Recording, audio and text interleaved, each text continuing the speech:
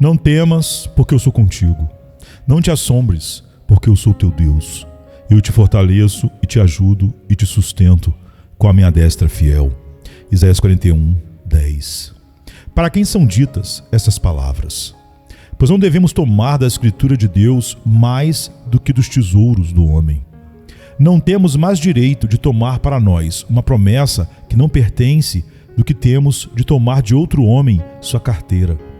Essas palavras foram evidentemente ditas pelo profeta em nome de Deus para os escolhidos dele. Leia o verso 8.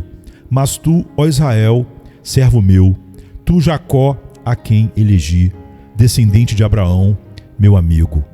E novamente, no 9º verso, tu és o meu servo, eu te escolhi. Então, se você ou eu tivermos de encontrar qualquer coisa que seja graciosa e confortável aqui, ela virá a nós não nas pisadas do mérito, mas sobre o terreno da graça soberana. Não será nossa porque nós escolhemos Cristo, mas porque Ele nos escolheu. Nosso Pai Celestial tem nos abençoado com todas as bênçãos espirituais de acordo com a sua escolha por nós em Cristo Jesus, desde antes da fundação do mundo, como diz Efésios 1, 3 a 14. A escolha eterna é o poço do qual flui toda a nascente da misericórdia. Feliz és tu, minha alma, se a divina graça inscreveu seus nomes no livro eterno de Deus. Vocês podem vir a este texto como uma criança que vai à própria mesa do seu pai e podem tirar dela toda a forma de conforto para sustentar seu espírito. Mas visto que, queridos amigos, eu e vocês não podemos ler a lista secreta do amor eletivo de Deus, nós somos ajudados a julgar se esse texto pertence a nós através de outra descrição.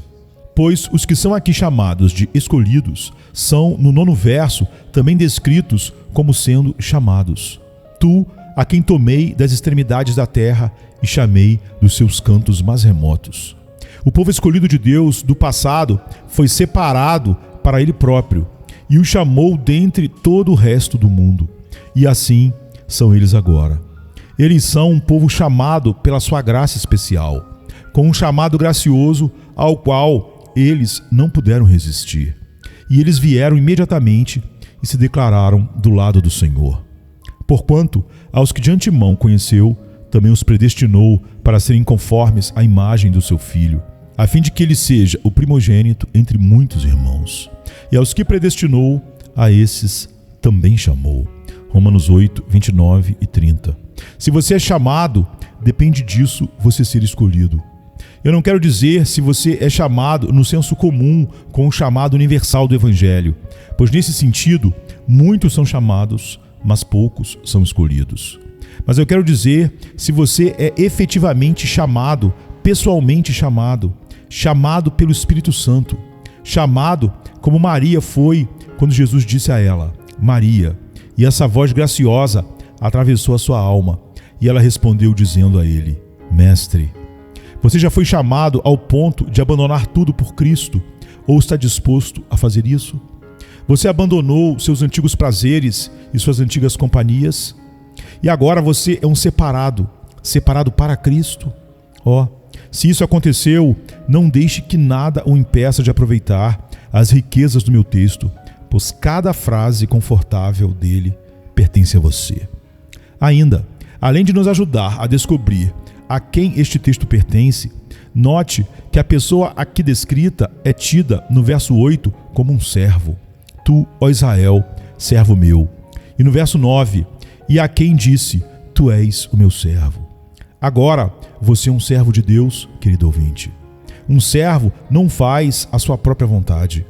Ele logo chegaria ao seu limite se carregasse todos os seus caprichos e todos os seus desejos. Ele toma a sua orientação da boca do seu mestre e dos olhos de seu mestre. Você submeteu sua vontade à vontade de Deus? Você não é mais governado por um espírito elevado e orgulhoso que clama, quem é o Senhor para que lhe ouça a voz? Você deseja saber qual é a vontade de Deus e depois fazer apenas o que Ele propõe a você? Você considera a sua maior honra ser chamado um servo de Cristo? É por Ele que você vive? É a sua glória o seu maior objetivo? Se sim, então vocês que estão dispostos a trabalhar podem vir e banquetear sobre o texto, pois cada doce palavra dessas pertencem a vocês, visto que vocês servem ao Senhor Jesus Cristo. Mas uma palavra para ajudar você a ver se tem direito a essas promessas. Ele diz no verso 9: eu te escolhi e não te rejeitei. Agora, alguns de vocês têm professado a fé cristã há muitos anos. Alguns dos mais jovens dentre nós estamos em sua casa há 20 anos. E isso é tanto tempo quanto fomos batizados em nome de Cristo. Certamente, meus irmãos, nós sentimos que, a julgar pelo rigor da lei, merecemos ser condenados. E ainda, estamos debaixo da graça. Fomos preservados pela salvação do Senhor até agora. Ainda que bem fracos, estamos prosseguindo. Somos obrigados a confessar: quase me resvalaram os pés. Pouco faltou para que se desviassem meus passos, como está no Salmo 73, 2. Mas nós temos sido acolhidos mesmo nessas horas. Temos tanto a que ser gratos, e muito em que nos regozijarmos, pois a perseverança é uma grande promessa e grande penhor da salvação final. Ao vencedor, a coroa da vida. E a nós, como temos visto até agora, pertencem as promessas do texto. Ele que guardou vocês, meus irmãos e irmãs, até essa hora, propõe agora que vocês venham e olhem para a melhor parte desse armário e tirem suas joias e usem-nas, pois todas elas são todas suas para lhes cobrir, para que vocês adornem cada vez mais a sua doutrina. Em uma palavra, o texto pertence aos escolhidos de Deus, aqueles que são dele por terem sido separados do mundo, que são distinguidos pelo seu serviço prático a Deus e que permanecem neste serviço. E pela graça de Deus, vão continuar nele mesmo até o final. Eu vou ler novamente. Não temas, porque eu sou contigo. Não te assombres, porque eu sou o teu Deus. Eu te fortaleço e te ajudo e te sustento com a minha destra fiel. Nós somos lembrados de uma doença muito comum entre os bons homens: medo e desânimo. Essa doença do medo veio ao coração do homem junto com o pecado. Adão nunca teve medo de Deus até o dia em que descumpriu o seu mandamento.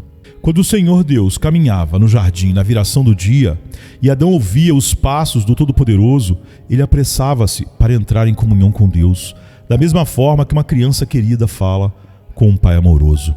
Mas no momento em que ele tocou o fruto proibido, ele correu e se escondeu. E quando Deus disse: onde estás, Adão? Adão foi todo encolhido e trêmulo, pois ele estava com medo de Deus. É o pecado, a consciência do pecado, que nos faz a todos covardes.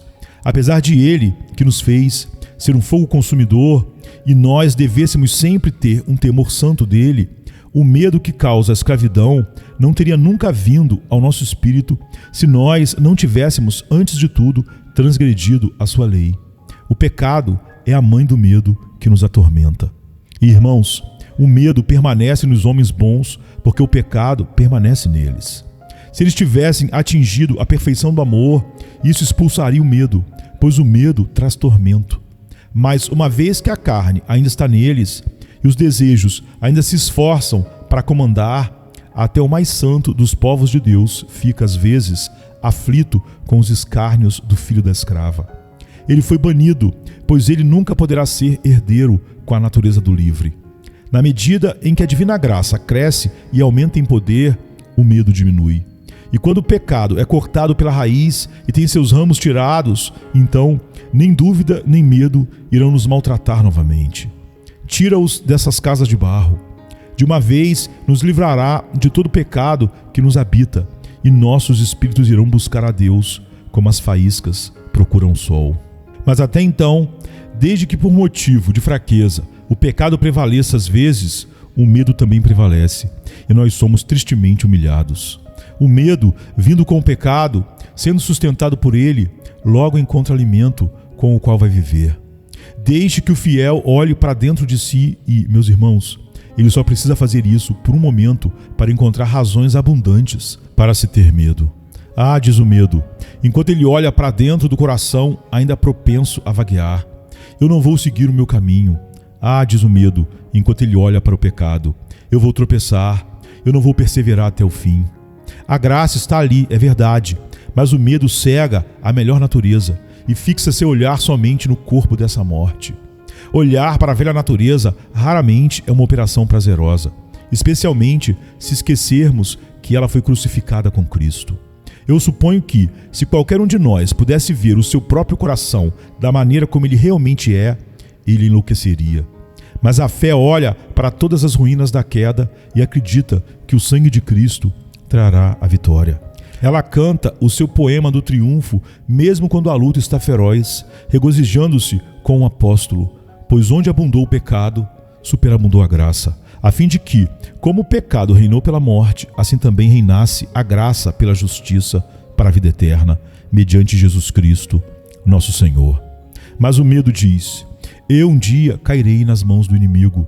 Um barco tão fraco como o meu nunca vai conter a enchente e resistir à tempestade, mas sim sofrer um naufrágio no fim de tudo. E depois, meus irmãos, se o medo encontrar alimento dentro, logo irá encontrar alimento fora. Às vezes é pobreza, às vezes é doença, às vezes é recordação do passado e, tão frequentemente, temor do futuro. Até aqueles que têm fé em Deus podem ocasionalmente ser fracos o bastante para ter medo e desanimarem diante de circunstâncias comuns, as quais deveriam ser indiferentes ou deveriam superar por meio da fé. Pessoas esmorecidas podem encontrar motivos para ter medo onde eles não existem. Certas pessoas são habilidosas na pesarosa capacidade de inventar problemas. Se o Senhor não as mandou nenhuma provação, elas criam uma para si mesmas. Elas têm uma pequena fábrica de problemas em casa, e elas sentam e usam sua imaginação para meditar no terror. Elas tecem um saco e juntam cinzas. Elas sabem que vão falir. Teve um pequeno prejuízo em seus negócios na semana passada. Eles acreditam que logo estarão velhos demais para o trabalho. É verdade, eles estão mais velhos do que um mês atrás. Eles têm certeza de que vão morrer no hospício. É claro que eles vão morrer em algum lugar. Eles têm certeza sobre essa coisa terrível e por isso se afligem de acordo. Nenhuma dessas coisas lhes aconteceu ainda. E no julgamento de outros, elas estão mais longe de acontecer agora do que jamais estiveram. Mas elas ainda convertem suas suspeitas em realidades e torturam a si mesmas com elas, apesar de serem apenas fantasia. É muito triste rebaixar-nos a isto. Como dizem os versos, porventura poderiam as pequenas nuvens finas desta vida passageira apagar a luz do amor imutável? Poderiam as névoas sem substância dos cuidados terrenais ocultar dos santos os montes eternos, dos quais seu rápido socorro deve descender? A vergonha e o pecado mais fundamental que os herdeiros do céu, enriquecidos com toda a plenitude do Senhor, devam temer, vaporizar e desgastar suas almas com sonhos infantis de males que nunca virão. Ouvindo, devem vir carregados de bens. Em certos casos, o hábito de ter medo alcançou um crescimento monstruoso. Realmente, eu conheço algumas pessoas que pensam que a coisa certa a fazer é sempre ter medo e desconfiam de um homem que tem uma fé forte. Eles até chamam a certeza presunção e se assombram que alguém possa ter confiança em Deus. Mas se ao menos eles soubessem, há mais presunção na incredulidade do que pode haver na fé. É uma presunção grosseira por parte de uma criança desacreditar nas palavras de seu pai. Não há nenhuma presunção na confiança de uma criança naquilo que seu pai diz. Ela está apenas cumprindo o seu dever. Para mim, aceitar as promessas puras de um Deus fiel e, a despeito da minha indignidade, ainda assim acreditar nelas, é humildade. Mas para eu tomar essas promessas dos lábios de meu pai e começar a contestá-la e questioná-la, nada melhor que o orgulho tentando esconder a sua nudez com a mais fina gaze de modéstia fingida. Afastem-se, eu rogo-vos, da incredulidade que imita a humildade e busquem essa fé inabalável, a qual é a verdadeira mansidão aos olhos de Deus. Ainda, eu não culparia todos aqueles que são muito dados ao medo, pois em alguns casos, melhor é o problema deles do que o pecado deles, e melhor a desventura do que a falha. O Senhor mente franca nunca se tornará um coração grande, mesmo se você alimentá-lo com o mais fino trigo. O Senhor pronto para parar nunca será tão firme ou correrá tão agilmente quanto o Senhor valente da verdade. Faça o que quiser com ele.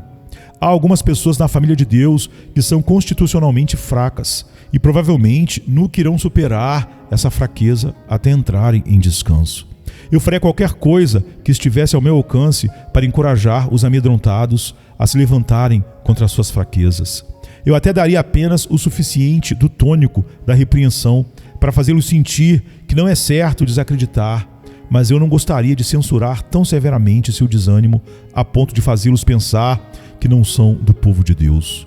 Eu digo a vocês, senhores, eu preferiria que vocês fossem ao céu rastejando de 4, com nenhuma canção em suas bocas, que ir ao inferno presumindo. É melhor ser um cordeiro de perna quebrada no coração de Cristo do que ser o mais forte bode no rebanho de Satanás. Deus nos livre de sermos fortes e poderosos em nós mesmos. Mas ao mesmo tempo há vários males ligados ao medo, e cada filho de Deus deveria estar em guarda para expulsá-los. Em todo caso, muito pode ser feito, despertando-nos a clamar ao forte a força para superar nossa descrença. A tristeza não precisa ser perpétua em nós. Eu sei que dizem que algumas plantas de Deus crescem melhor nas sombras. Eu acredito que elas conseguem crescer, mas eu gostaria de testá-las um pouco sob a luz do sol e ver se elas não cresceriam melhor dessa forma do que o seu melhor já tenha sido até agora. Há flores preciosas da graça, as quais são regadas constantemente pelas lágrimas do sofrimento. Mas parece-me que o orvalho da consolação alcançaria este propósito da mesma forma. Que o Senhor possa visitá-las e trazê-las para fora da terrível cova e do terrível lodo. Que elas tenham bom ânimo, pois o Senhor diz a elas: não temas, não te assombres.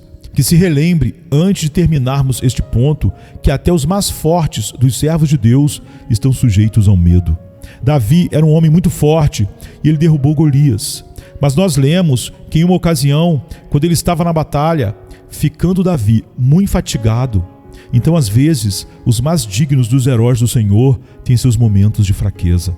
Nós costumávamos falar do nosso Duque de Ferro, e havia um homem nas Escrituras que era um profeta de ferro, e este era Elias, o tesbita. E ainda assim, ele se assentou debaixo do zimbro e clamou: basta, toma agora ao Senhor a minha alma, pois não sou melhor do que meus pais. Os melhores dos homens são apenas homens, na melhor das hipóteses. E os mais fortes dos homens são fracos, se a mão poderosa de Deus é afastada por um tempo. Alguns dos meus queridos amigos vão ocasionalmente me dizer: nós sofremos com dúvidas, medos e problemas, dos quais você não faz ideia. Eles supõem que seu pastor e outras pessoas que eles amam e respeitam nunca experimentaram suas enfermidades. Eu gostaria que fosse assim. Temos algo melhor para falar do que nossas próprias tolices. Nós não nos sentimos obrigados a tornar o púlpito um confessionário público, e todas as experiências não precisam ser publicadas amplamente. Mas por tudo isso, permitam-me dizer que há vezes em que o mais corajoso e o mais forte dariam tudo o que têm, pelo menos pela menor evidência possível da graça divina. Eles se considerariam felizes por poderem rastejar aos pés da cruz e dizer: Deus, se propício a mim, pecador. Eu não digo isso para incentivar ninguém a ter medo, pois deixe-me apenas apresentar a vocês o oposto. Não há razão para isso. Se vivêssemos mais perto de Deus e andássemos com mais cuidado, nós não deveríamos, via de regra, viver com todo esse medo e esse desânimo. Uma vez eu me encontrei com um querido irmão em Cristo que está agora na glória, sobre cuja sinceridade eu nunca tive dúvidas. Ele me disse que no período de 30 anos ele nunca teve uma dúvida sequer a respeito do seu interesse por Jesus Cristo. Quando eu o ouvi dizer isso, pensei ser uma circunstância um tanto incomum. Mas agora eu louvo a Deus por ter me encontrado com vários santos que há na terra, em quem está todo o meu prazer. Seu testemunho é o mesmo, que apesar deles terem sido abalados, nunca foram tirados do seu forte apego em Cristo. Embora eles possam ter tido alguns momentos de vacilo, ainda assim eles nunca ficaram desanimados a ponto de questionarem sua parte em Cristo. Eles se seguraram e cantaram ano após ano: firme está o meu coração, ó Deus, o meu coração está firme, cantarei e entoarei louvores. Eu vejo isso como objeto de ambição de todo crente no Senhor Jesus Cristo.